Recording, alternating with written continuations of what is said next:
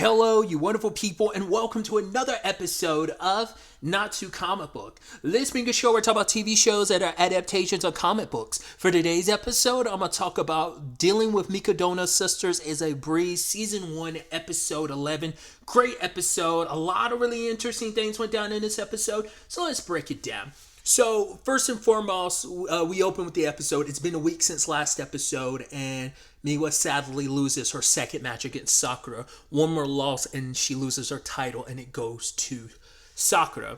But by the time Yu gets there to check on Miwa, she's already gone, and Sakura seems like she's gloating. I'm like, oh, I bet you she's home wallowing in defeat, ha ha ha. But it's like, oh, I see what you're really doing. Like, reading in between the lines, which even Sakura's like, hey, stop trying to read between the lines. I'm gloating here, but it's like, no, you made it clear. Miwa is your one true rival, and the fact is you admire her and look up to her so much, and you would never just taunt your rival like that because you know something's going on. I mean, even last episode, you were jumping down,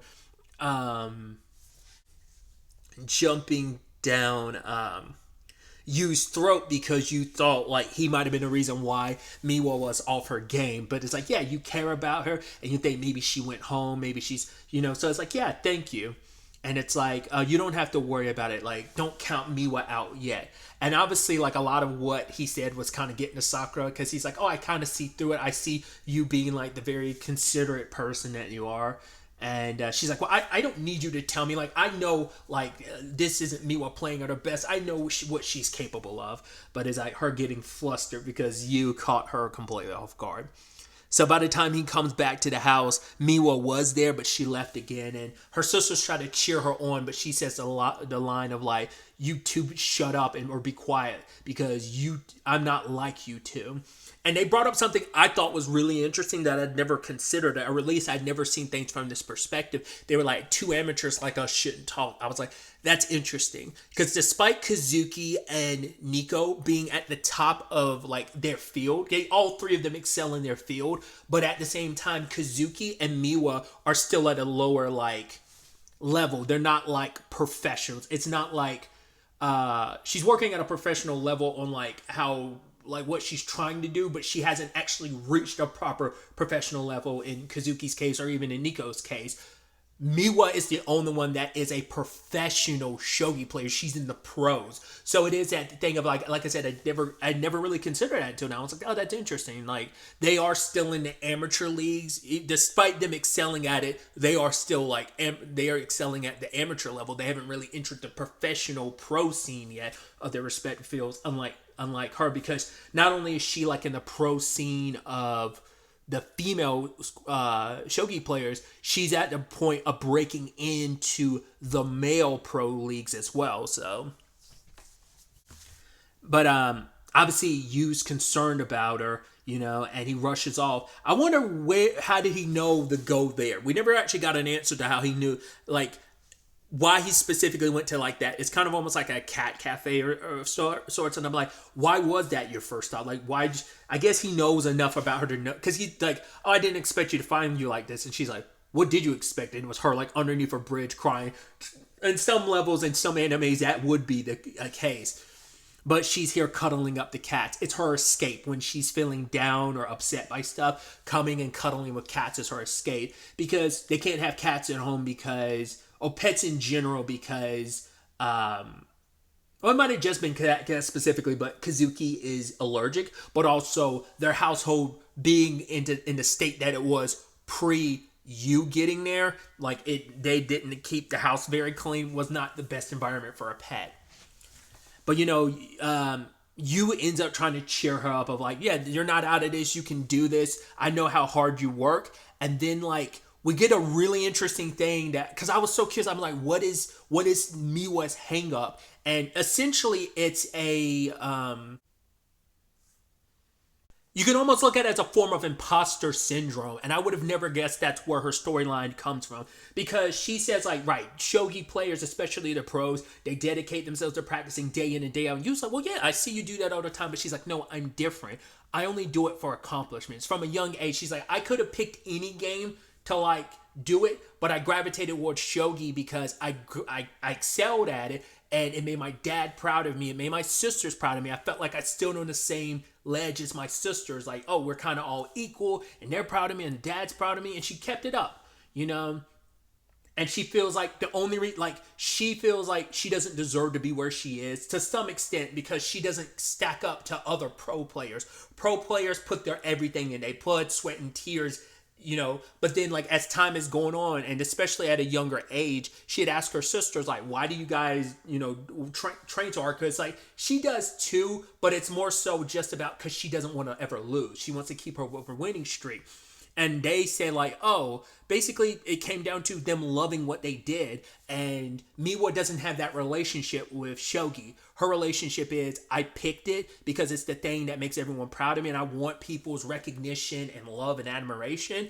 And especially when it comes to my dad and my siblings. And because of that, that's the only reason why I do this. And she says, like, when she goes up against real professionals, she can feel it. Like, and she always feels like her opponent across from her can kind of see through her, and she feel like, oh, we see the shallow reasons why you play. You're not really dedicated to this game, and that's what's really been shaking her to her core, because it's always been there, but I think over the years it's gotten worse because she's also seen her sisters grow and grow more in depth with their passion. Yes, like her, they're all trying to impress their dad and other people, but at the core of it, Kazuki and Nico do love what they do. They have passion for it, and that just makes Miwa feel like she's at the shadows of her sisters where they're excelling with the thing that they love. It's like, here I am excelling at a thing, but do I love it? Do I have a passion for it? And she feels like a fraud in front of everyone. And she's like, I knew one day it would come that because my reasoning is so shallow and not as dedicated and as like earnest and as real as everyone else's, I knew my winning streak would lose. And I think that fear has always been there. And now that she's like struggling, that fear and doubt is growing more and more until she's like, it's smothering her sadly. And you says the line to her because she's like, I don't know if I want to go home. And he's like, it's okay. He's like, don't worry, I'm not going to let you go home yet. And then when they're walking, because he's taking her somewhere, she sees like a love hotel, a love chapel. She's like, yo, we're in this side of town. What? Oh, we're just going to this big supermarket so we can shop. Because he says, oh, pick out something sweet that we can find for your sisters, because that way we could use it as kind of like a makeup gift between you and them. And so, showing how Miwa knows her sister, she's like, well, Kazuki would most likely want something more bittersweet. And then we know that Nico has been getting more into cutesy stuff, so it's got to be this. And ends up, I think it was like a coffee, like it was, I think it was it a coffee or was it something else? It's something they made from Kazuki, but like Nico's was like a cupcake. I can't remember what Kazuki's was, but she picked out something, and you looked at how brightly lit her smile was when she did it. And they were able to work at the school and do it because, well, her being one of the top 3 students, they kind of have a lot of leeway to kind of do what they want. Even this late at night, they can come into the school if they want to. It's also their way to surprise Nico and Kazuki.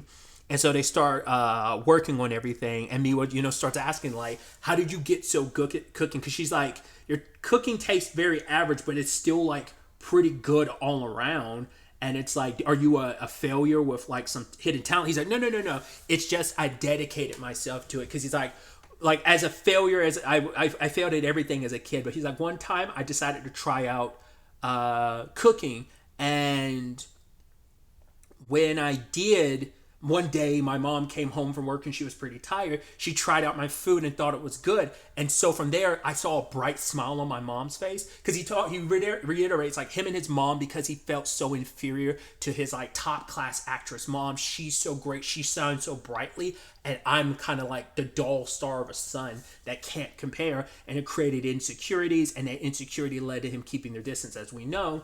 And he wanted to cook more because he thought, like, oh my god, maybe this is the thing, like, I can connect with my mom over, but like the cooking never worked. It all kind of came out failure-ish, but it didn't help that his mom got so busy that she stopped, like, she could never be around long enough to eat, to the point he was just like, screw it, and gave up. But what reignited that cooking was when his mom went into the hospital, and her one thing she wanted was, she's like, I want something made by you.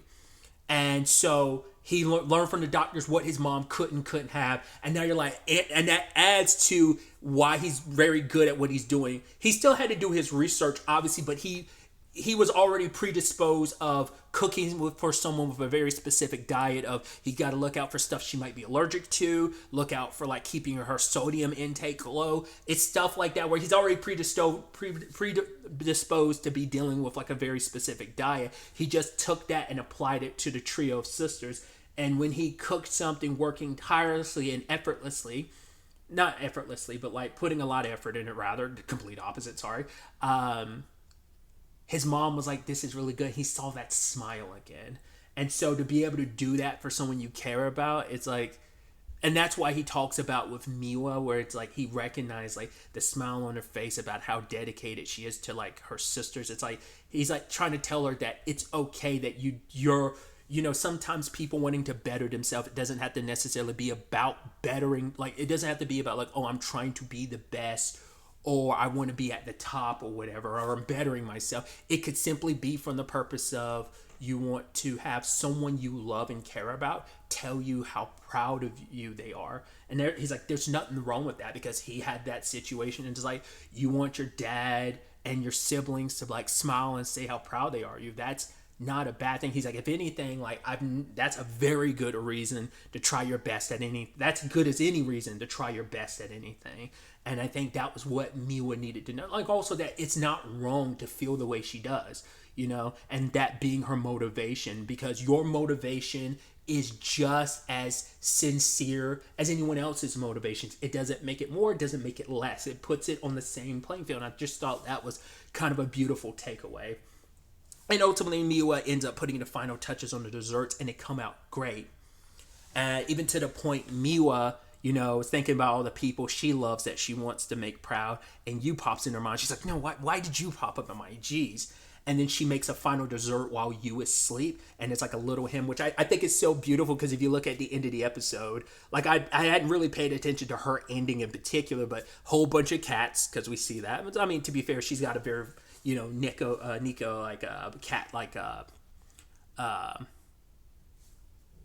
thing going on, but also like one of the things in her ending is the dessert she has that looks like you. And then she's looking at him, and then she's making sure he's asleep, and she kisses it, which I love. Later on, they talk about the fact is the hairline is kind of thin. It's because her lips kind of like rub some of like what's supposed to be his hair off of the marshmallow. So I thought that was cute. They got home extremely late, obviously, but like, they're kind of getting pissed at you. It's like, yeah, you told us that you found Miwa, but you're still here like 4 hours later than, we were worried. And he's like, oh, I'm sorry to have like worried you so much. They were like, no, we weren't worried. It was just like, I think she was like, not Kazuki was like, I was focused on something else. And Nika was like, I was doing homework. But then Miwa was like, no, it's my fault. I wanted to apologize to you guys. So I made these desserts. They're like, you made these? It's like, yeah. And then they later on fight about whose dessert is more elegant and has more going on with it. And then Miwa end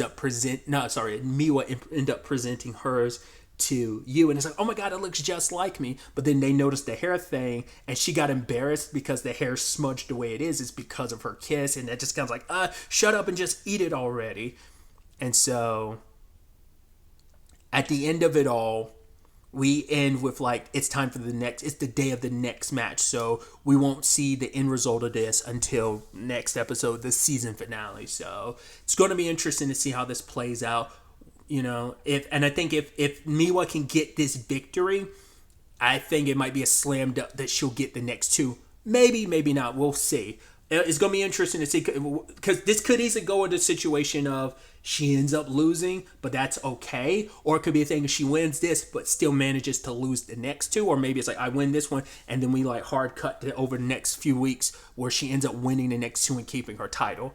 You would assume they want to go down that route, but I'm sure, I'm also curious to see if we find out like whether their dad pops up. It feels like this would be the opportunity, especially because she already lost twice, for their dad to show up back into the story, especially knowing one of the people Miwa wants to impress and make feel better. 3 of the 4 are already on the lookout, that being her sisters and you, but also her dad. So it's going to be interesting to see where all of this ends up going, how it all ends up playing out in this season finale. I'm excited to see what happens. But really, that's all I wanted to talk about. To the next time we meet, be happy, be safe, live life to the fullest, and enjoy it. Good day and goodbye.